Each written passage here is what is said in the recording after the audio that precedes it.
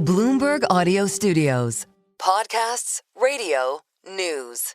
You're listening to Bloomberg Businessweek with Carol Massar and Tim Stenovec on Bloomberg Radio. Well, as all of you know, Monday is Martin Luther King Jr. Day, a federal holiday that celebrates the life and legacy of Martin Luther King Jr. Over the next half hour, we're going to talk about race relations in America, including with the author of How We Heal, A Journey Toward Truth, Racial Healing, and Community Transformation from the Inside Out. It's written by the first female and first African-American leader of the W.K. Kellogg Foundation.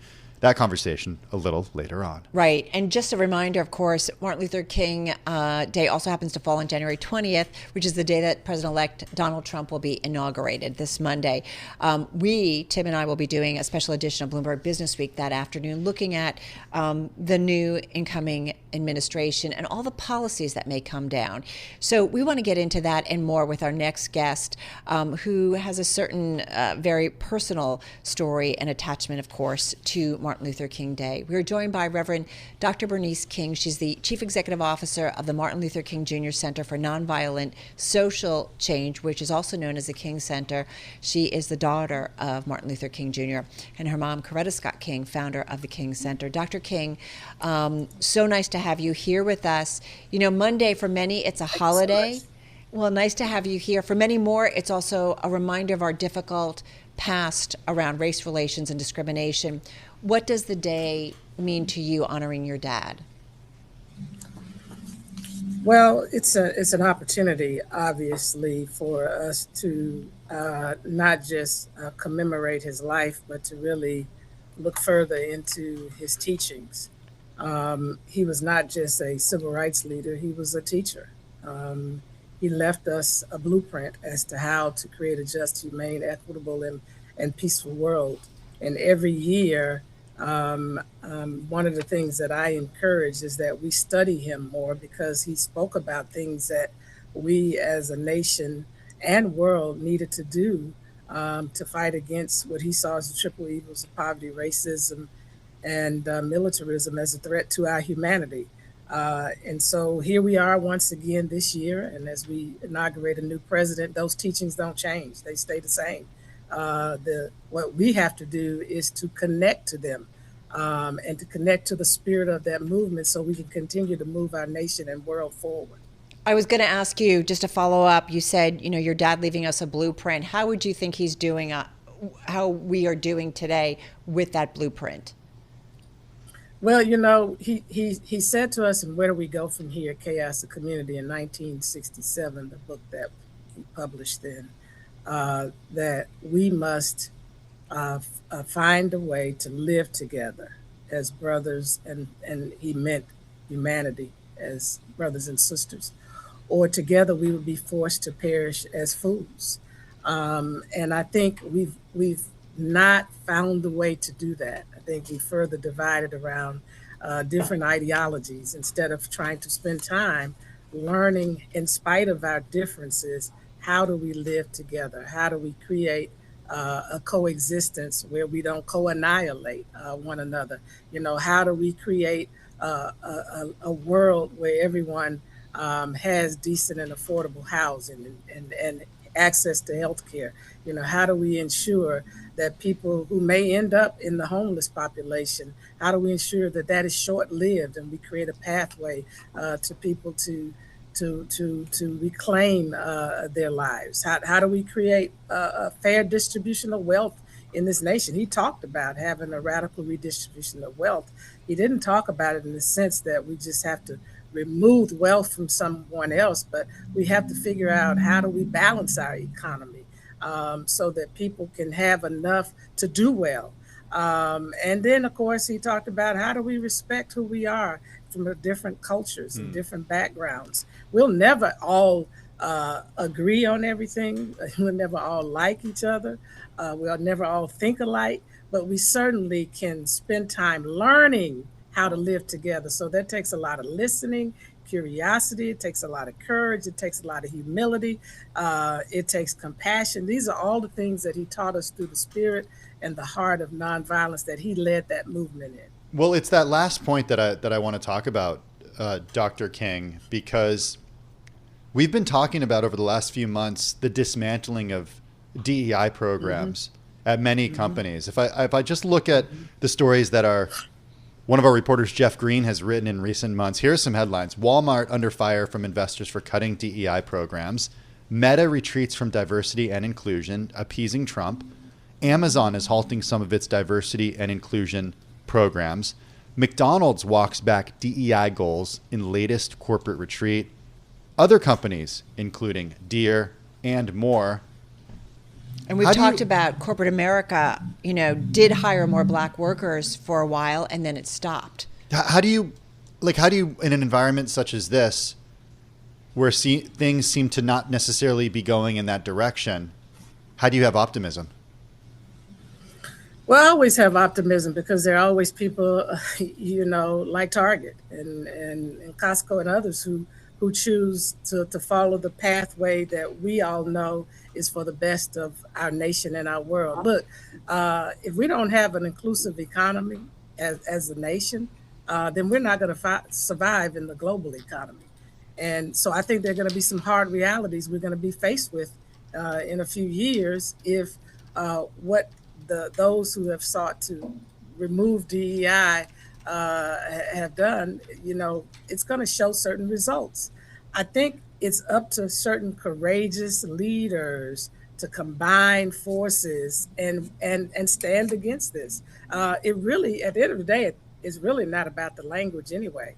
It's about who we are as a people. Do we have a love-centered way of leading our cultures in corporate America, in our educational institutions? When we look around at our different cultures, do we have everyone that's needed in terms of representation at the table? Whether you call it DEI, you call it representation, or you call it a belonging culture, or for us, the beloved community. How do we create beloved community cultures? Because at the end of the day, it's about the outcomes. So if they remove the names, they remove what they call DEI, but then they are still committed to getting to certain outcomes, then maybe there's no problem. But if removing it also means that we're not going to ensure that we have cultures that reflect who we are as a nation and even as a world, then it just means those of us who practice nonviolence are going to have to organize and strategize and come up with plans to put pressure where it's needed. Dr. King, what do you think white Americans still don't understand about Black America today, and what do you believe it will take to achieve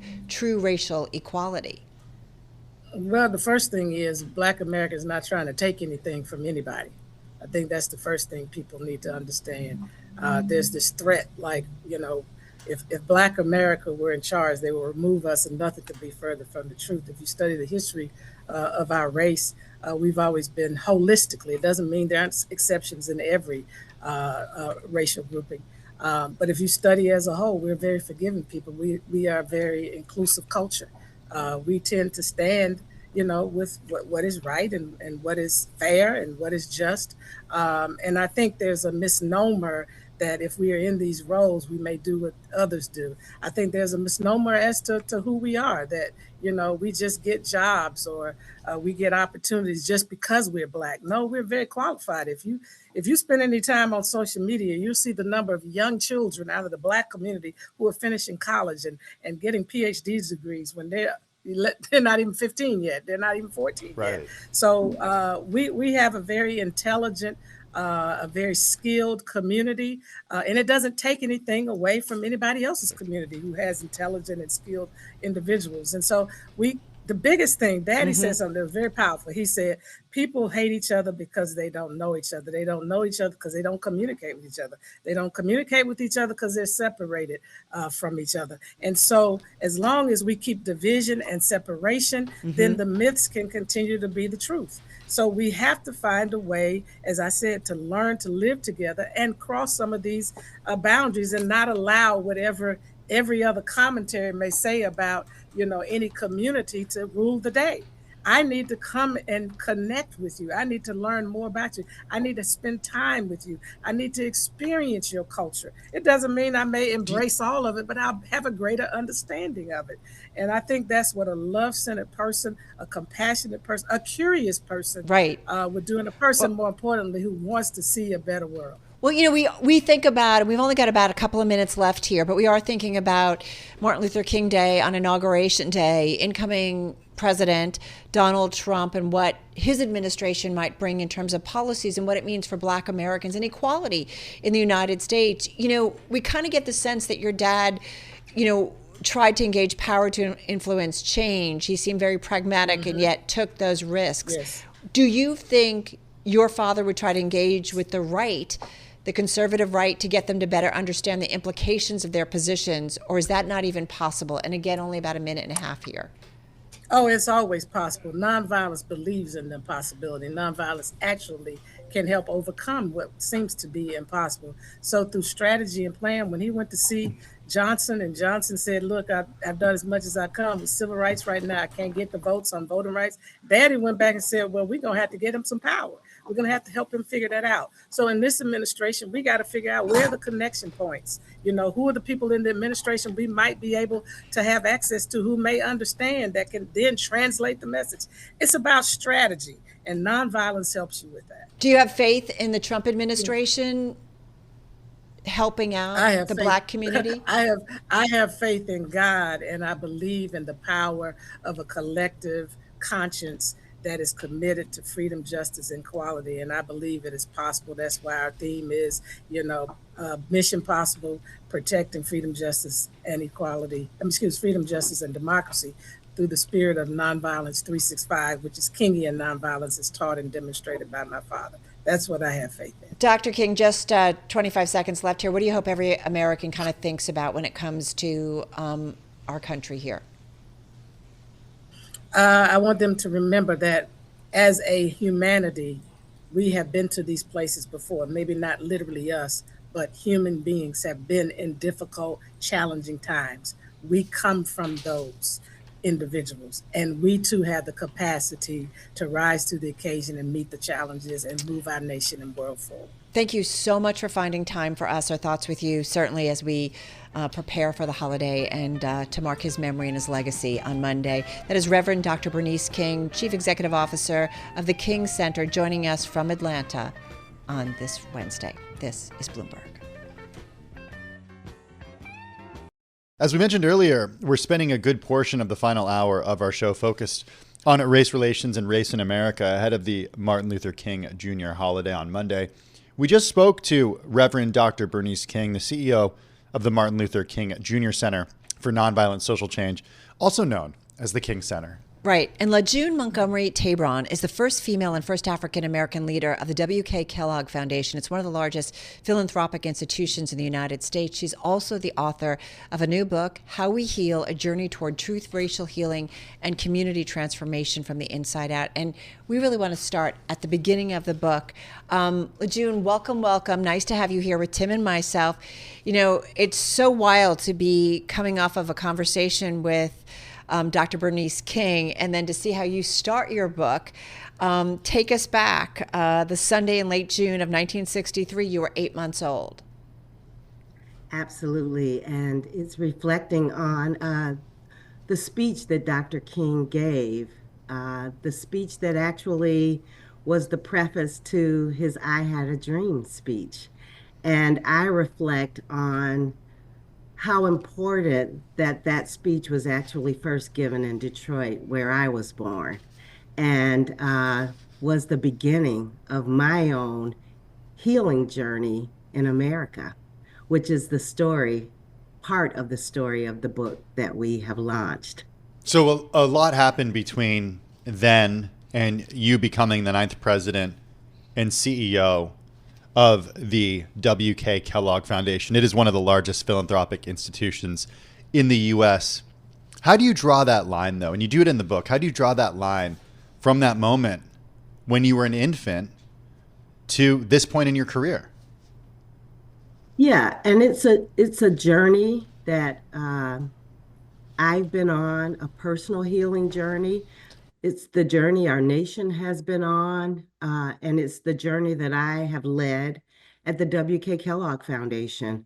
We've seen results coming out of the civil rights movement and the leadership of Dr. Martin Luther King. We've continued to grapple with the issue of race in America. Our work at the W.K. Kellogg Foundation has been about how to address racism head on and to begin to dismantle those systems that disadvantage children. Our work is about improving the lives of all children in America, and I am one of those children.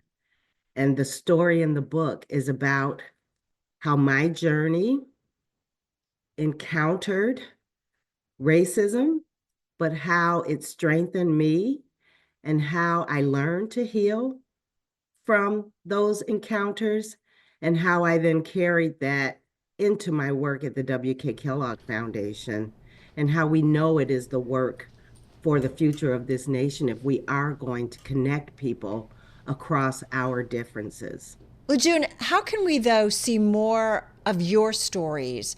And I think it's fair to say, the Bloomberg News team talked about how corporate America was hiring more black workers coming off of George Floyd, coming off of the pandemic, and then it stopped. And how do we ensure that the trend continues in terms of your own story of where you started and where you are today, that even though you faced challenges, had to deal with obstacles and faced racism, how do we, first of all, get rid of it in the country, but help others to be able to face it and achieve so much more? Sure. And we work with corporate America in a body of work that we have called Expanding Equity. And what I know from that work is that companies are not retreating in this space. They understand the business case of diversity. They know that their companies are better off with diverse talent and perspectives. And what I've learned working with these companies is that they see how they are higher performers as a result of their diversity, and they're continuing to make sure that they have that. It is a business imperative for them. So that is the work of our nation, is to make sure that everyone is engaged in our economy, and the numbers show that. We conducted a study that indicates we could unleash an additional $8 trillion in economic growth in GDP by 2050 if we were just to make sure that all of our human capital was properly utilized. Are you? So well, we know that I just want to jump in because we only have a couple of minutes left, and I want to make sure I get your thoughts on this because it's in the news day in, day out. But Walmart cut its DEI programs. McDonald's walked back DEI. You have Meta retreating from DEI. Amazon halting some of its DEI programs. These are just headlines from the last couple of weeks. Are companies? I've seen what happens? those headlines. What? How do you feel about them? How do you think? Can we still do? Does it set us back? Do we still tap into that human capital if we're not conscious of this stuff? I think it's a headline. I think we have to really understand what that means. In many cases, what every company knows is that they have to compete for talent. They have to continue to build and grow talent. And you're not going to do that if you're not fully accessing our human capital. So the naming may change.